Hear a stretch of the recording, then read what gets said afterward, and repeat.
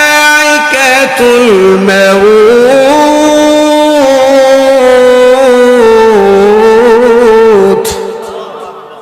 ওনার মৌত সম্পর্কে আলোচনা করে গেছেন। এখন আমরা তো বুঝি, সামনের আয়াতের অর্থ যদি না বুঝি, শেষের আয়াতের অর্থ কিন্তু আমরা বুঝি। সেই আয়াতের ভিতরে আল্লাহ তাআলা কি বলেন?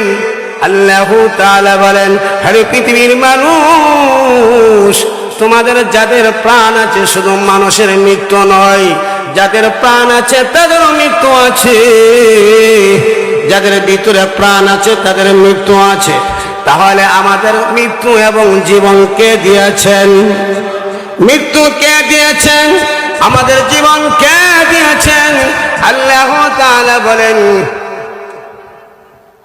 قل إن صلاتي ونسكي ومحياي ومماتي لله رب العالمين।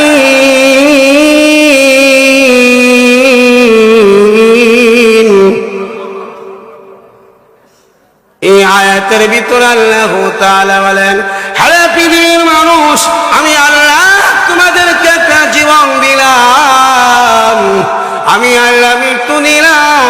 আরে বান্দা, তোমার জীবনের মালিকও আমি আল্লাহ, মৃত্যুর মালিকও আমি আল্লাহ। অতএব আমরা চেষ্টা করলেও মৃত্যুর হাত থেকে বাঁচতে পারবো না। আর যদি চেষ্টা করি আমি মরে যাব, চেষ্টা করলেও মরতে পারবো না। আমাদের জীবন এবং মৃত্যুর মালিক তিনি হলেন, তিনি কে? আল্লাহ। আল্লাহ তাআলা বলেন, আল্লাহু লা ইলাহা